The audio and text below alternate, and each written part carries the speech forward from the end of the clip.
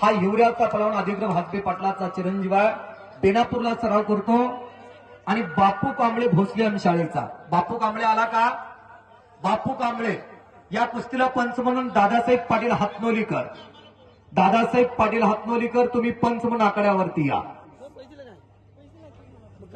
सामान्य कुटुंबात जन्म घेऊन असामान्य व्यक्तिमत्व घडवलेले महाराष्ट्राच्या राजकारणातील एक स्टार आमदार.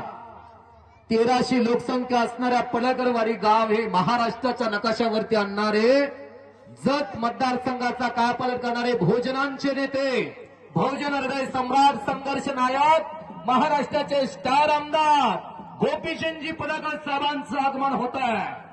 जिल्ह्याच्या राजकारणामध्ये चमकणारा शुक्र तारा, जिल्ह्याचं राजकारण बदलणारं व्यक्तिमत्व, सांगली जिल्ह्याच्या राजकारणातील दमदार नेतृत्व आमदार गोपीचंदजी पडळकर साहेबांचं इथं शुभागमन झालेलं आहे. त्यांचं हार्दिक हार्दिक स्वागत आहे. दादासाहेब पाटील यांना विनंती, आपण आकड्यावरती या पोस्टरची 6 नंबरची कुस्ती आपण घ्यायची आहे. दादासाहेब पाटील हातनोलीकर.